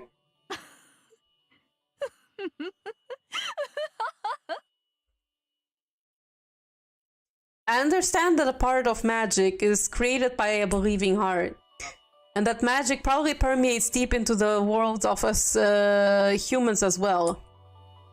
However, though it permeates so far, the power that dwells within magic is small. Lots of people visit shrines to pray for success on tests. However, people rarely credit such a visit as the reason for their success. By itself, praying does a little more than give one peace of mind. In love, where even a small chance and a little bit of courage can result in major changes, this power can sometimes bring about incredible transformations. However, would something like that really be enough to change the insurmountable fate of furniture? In the past, when Shannon and George were brought together, I imagined that the brooch's magical power functioned as a little more than a ritualistic charm. However, by now, the magical power that the furniture seek from that brooch, it's not something as vague as a ritual. It felt much stronger, like a whole different interpretation of magic. If you believe in a sleight of hand, it becomes magic, but that's no more than a child's trick. And that only explains one part of magic. They are hoping for something. They're hoping for something with much, much more power. For true magic, not sleight of hand. 家具たちは黄金蝶のブローチにどんな魔法を期待しているというの？ That's a good question, isn't it? 黄金蝶のブローチ？黄金の魔女ベアトリーチェが霊境を割るのと引き換えにこれがそれです。 I am Featherine, you are Anjin, you are my Miko. Well, first of all, hi Miko Hoshi, how you doing? Good to see you. From his pocket, Kanon pulled a single wing from a gold butterfly. Though it was a single wing, it was easy to tell its shape that it had originally been part of... Oh, sorry. Cut you on a little. The sleepiness is catching up to me, not because it's boring or anything, it's just that it's approaching my bedtime. It was easy to tell from its shape that it had originally been part of something with a butterfly motif. このブローチの魔法はシャノンにジョージ様と恋仲になる機会を与えました。しかしそれを最後まで成就する前に僕に譲りました。だから僕はこのブローチの力でお嬢様の好意を得ました。そんなわけないよ。私がカノン君を好きになったのは自分の素直な気持ちだぜ。ありがとうございます。お嬢様は人間だから魔女も魔法も信じない。無理もないことです。しかし魔法で生み出された家具の魔法の奇跡の存在する証拠なのです。ごめん、何の話？ She's like, can't you speak English? Help? Jessica tried to make sense of Kanon's words. However, she couldn't understand and had to ask him to repeat it, wearing a stiff smile. 僕もシャノンも恋を成就させるには魔法が必要なのです。そのための鍵がこのブローチ。僕が踏んで割ったので僕たちは一つずつ持ち合っています。 That brooch had lost its power when it was split in half. However, if it was ever joined together again, its magic would be revived. It would revive the miraculous power that could join furniture and the human together. しかし一つのブローチは一人の願いしか叶えない。家具の僕たちはこの一つのブローチによってどちらかしか結ばれ得ないのです。 That was the final seed of love, a spark of love, which the old, shrilly laughing Beatrice had sown. The old Beatrice had said that humans tormented by the spark were like ripe fruit, which she crudely used for her own enjoyment. However, the magic infused with the seed was real. It was the only crystallization of magic that the Golden Witch Beatrice ever left in this world. Its glint increased. 何？大丈夫です。でも直接は見ないで目をやられます。 The glint grew even stronger, shining like the sun. Even without Kanon's warning, Jessica wouldn't have been able to stop herself from covering her eyes with her hands. Oh shit! What happened? As the light grew stronger, a sound like the roar of the wind or the tide also grew in intensity. The sound of the wind and rain outside had already been overwhelmed. Jessica could no longer even stand, and she crouched on the floor.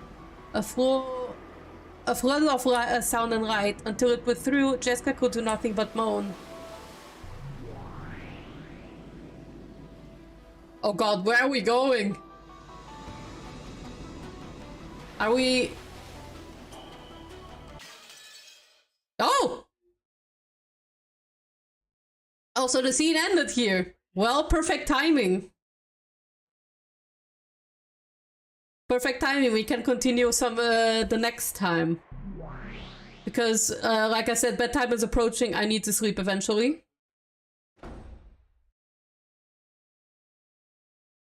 Oh, what's up, Kumasawa? 今は大丈夫ですよ。急ぎましょう。Save. I did then. I just want to check one thing though.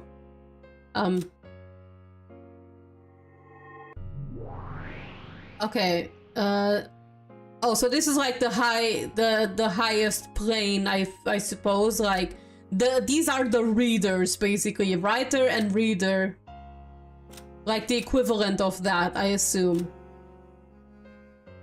Yeah, I know. my alarm was ringing.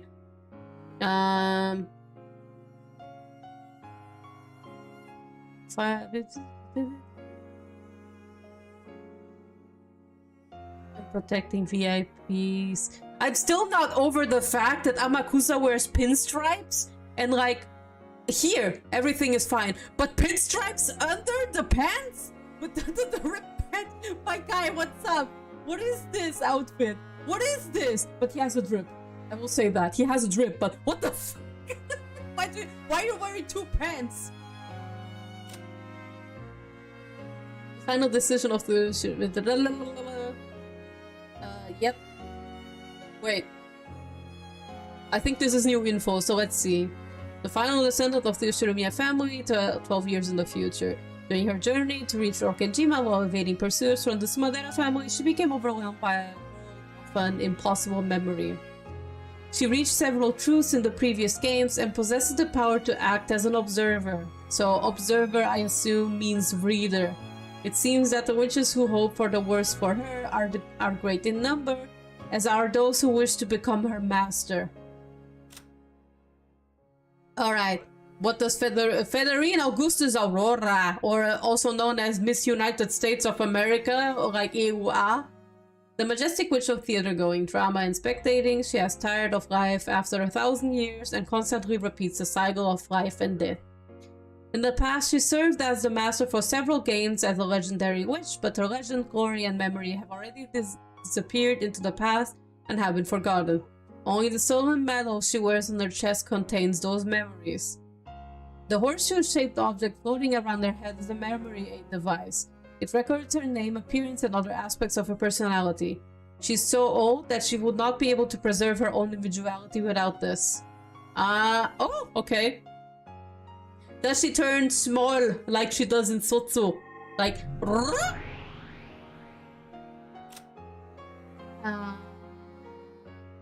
Amba Delta, because the end of the has now been ensured by the victory of the human side, she no longer stands in opposition to anyone. As a previous game master, she also knows the truth and has taken a position of non-interference. Now she's simply acting as an observer and enjoying the way her beloved Burn's face contorts itself. So she too is a spectator, like me. I can basically then also be an observer, right?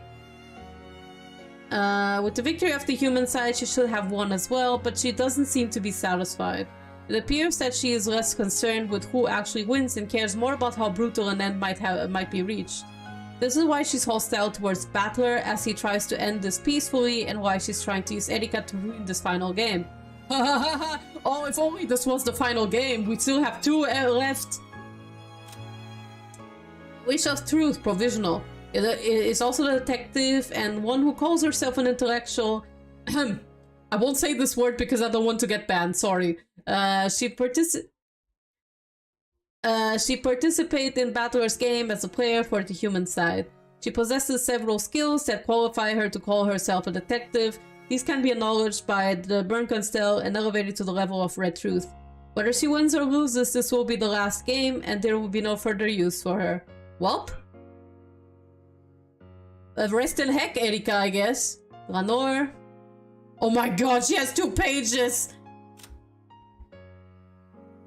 Fucking, do you want me to read all this? No, okay, fuck it. A member of the Eiserne Jungfrau, the 7th District Repentance Enforcement Agency of the Great Court of Heaven, a head inquisitor of Hersey, and a first-class archbishop. She is commonly known as Ranor of the 10 Wedges, or Death Sentence Ranor. The name Death Sentence comes from the fact that, through inquisitors of Hersey normally judge their targets to see whether they deserve the death penalty or not. Head Inquisitor Dranor is only dispatched after a case has been vigorously inspected by the Great Court. Therefore, the very act of dispatching her is equivalent to a sentence of death. Well, it's as she says, die the death. Her father was a legendary Inquisitor of Hersey, but he broke the rules and was executed. Damn! He broke her own rule. He broke his own rules. She was the one who performed his interrogation and execution. Man. Having to kill your own dad, huh? Since that time, she has stopped growing, and both her body and mind remain eternally those of a young maiden. It is whispered that her heart also died at that moment, but she does not see it that way. Her primary weapons are the red key and the blue key, which take the form of a long sword and a short sword. They're two... oh, I suppose those are her two keys, huh? Only your two? What about the other one? Also, fucking Ryukishi really loves the Angel Mort kind of design, like the onesies. I can respect him. I can respect him on that front. I'm like, you know what? You want to draw sexy onesuits with frills? Fucking based. You do you, my guy. Do it. Just keep doing you.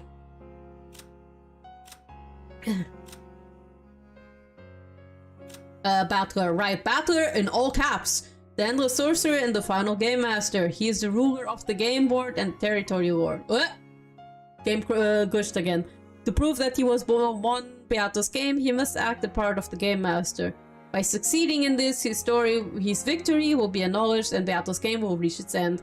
Because he knows all the truth, the plane on which he exists is higher than those of all the others. So, like, he's basically borderline same level as these three, I suppose. The older sister. A mysterious witch who existed even before the rules. She has the same name as Beato, but she hasn't given the goal of devoting herself to Battler. The final version of the witch sealed away by Kinzo. She spends her days pulling a small pranks, clearing away the magic-resisting toxin. All for the sake of her resurrection. She is similar to the evil spirits of Akujishima in many ways, such as her fear of spiderwebs. She is the one who gave Shannon the golden butterfly brooch. The new witch, who has revived from the previous rule, she has not lived 1,000 years, and behavior is vastly different from how it once was. She's a witch who doesn't even know how to use magic. However, she has no fear of magic circles or spider webs. It's almost as though she's just a human. She's attached to Battler and makes it her great goal to do whatever she can for him. Virgilia, a now retired Endless Witch and Beatrice's teacher. She used the Endless Magic properly and devoted her life to the smiles and happiness of many people. She taught Beatrice the Endless Magic, believing that Beatrice would also devote herself to the people, and retired. Though she was Beatrice's teacher, she was also a magician employed by Beatrice's family. For that reason, she interacted with Beatrice in a manner fitting for a servant. Some point to this as a source of Beatrice's arrogance and recklessness. Oh, there he is. My husband. One of the 72 great demons worked for a master in exchange for various forms of compensation. He currently has a contract with Beatrice as her butler at furniture. Okay, so this is the same info he had the last time. In housekeeping, so he is a male wife. Confirmed male wife. My boyfriend is also a male wife, so perfectly fitting. High Society of Witches, employing her, that I do know, it's the same. Possess tremendous magical power, but since he always stays put sit off the spotlight, yeah, that I do know as well. Gap though. Best reads when whenever the magician demands it, she grants the ability to instantaneous movement. Because it causes good series, this power becomes an ultimate weapon that can easily strike a finishing blow. Her queen bee strikes are likely to pierce any old detectives, forcing them to surrender. Alright. The Seven Sisters of Purgatory. I'm not reading all of them! I'm sorry! All of the goats! All of the goats! All of them! I think this info I have read. Okay. I'm not going to continue reading info stuff though, because I need to wrap things up. Alrighty. Let me switch over to the main screen. And from the looks of it, we still have some glitching going on. I suppose that's like a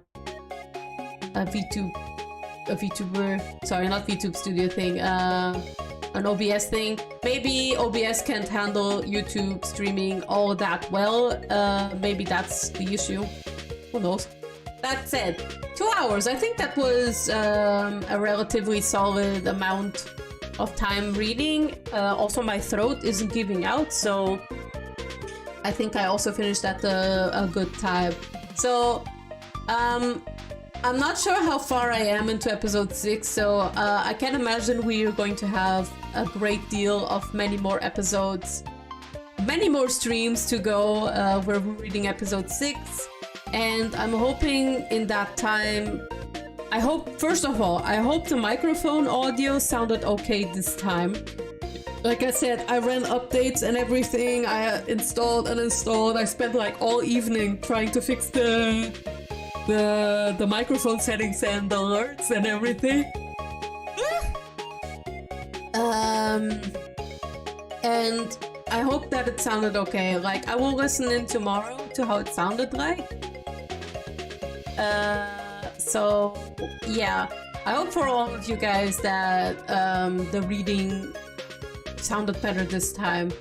That's very important to me. Like, mic audio quality is important to me because, you know, that's like the most important part of streaming and making videos and stuff. So news that I can give before I go. So for one, like I said, I'm going through a therapy clinic kind of thing. I visit the clinic every day and come back home at like afternoon. I am feeling much better mentally, and my health has improved like a lot. I haven't felt this good in many years, to be honest. To be very real with you, Chad, like it's been like over 5, maybe 4 years, which I felt so good, felt so well and healthy and well natured, good mannered. Not good mannered, good-willed. So on that front, health-wise, I can say I'm improving a lot. The other thing that I can say is tomorrow is basically my last day at my soon-to-be ex-job, former job as a game artist. And I will start striving towards doing more freelancing. I'm not sure how exactly the freelancing will go, if I'll do part-time, like part-time a normal job and part-time freelancing, or if I'll go the Hail Mary and do like a normal mini job on the side of like a volunteer job, or like tidying up shelves at a supermarket at like for 2 hours a day or less, but go for the rest of freelancing fully normally, including like things that I plan to do when I start freelancing is I want to open an Etsy shop or like my own web shop, and I've considered like what merch I'd like to make, and I considered making Umineko merch. And if you guys would be interested in Umineko merch, do let me know, or what kind of anime or game merch you'd like to see from me. Currently I only have a Redbubble and an imprint shop, but I don't have anything Umineko related there yet. You can still check them out if you'd like to. And I've also started making like emojis and VTuber assets on sale for my coffee shop and Gumroad. But point is, when I start freelancing, I'm going to dive more into this kind of thing more actively, and I will start attending conventions again. So those who live in Germany or like somewhere in Europe, you can like expect to see me. You can expect to see me in conventions sometime in the future. Hopefully I can start this year already. And I'll post on the community tab when I have the Discord server ready, as well as like any updates, like either a Patreon or like my Patreon relaunch, or like the opening of an online shop when there's new merch drop and whatever. And streaming wise, I'm not sure if I'm going to increase, because I'm pretty satisfied with making twice a week. But I started thinking about doing like streams in the morning sometimes if I start freelancing, but I'll think about it. I did want to give you guys this update because I thought it would be interesting for you guys to know what I'm up to currently. A little shout outs to my Twitter and my Instagram and TikTok, where I am most active at this moment. I'm most active on those 3 platforms at the moment.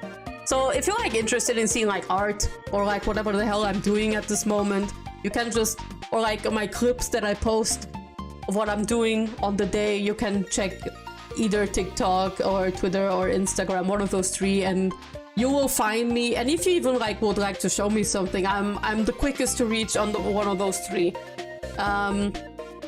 Since I don't really give out my Discord really openly, I don't like to do so.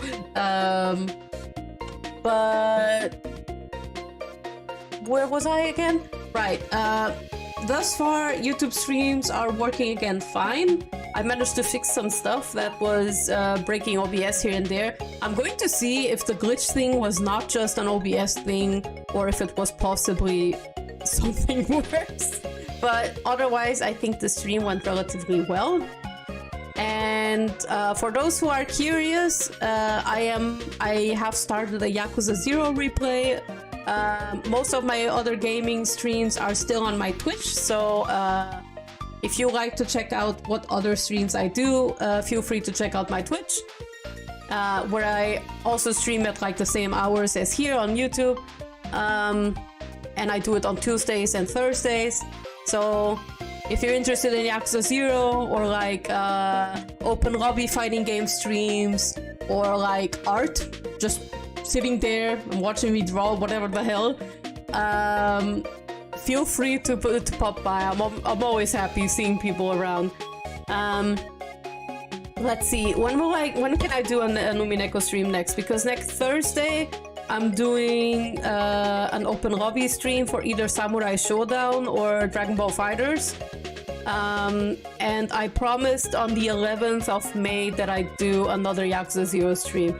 So the next time I'll do Umineko is likely just going to be on the 18th of May. So it's going to take a while until I get there. 1, 2, yeah, in 2 weeks from now, more likely.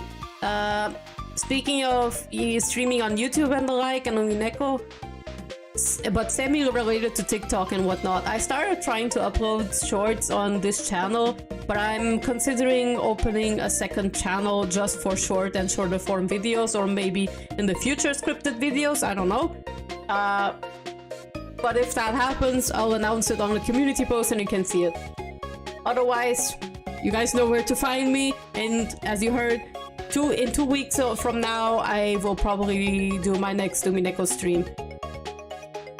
And yeah, that's about it.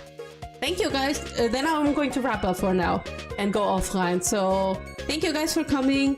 Hope you had a good time, and I wish you all guys a good night. And I'll be seeing you either next Tuesday on my Twitch with art or in 2 weeks in Umineko. Bye bye. Good night.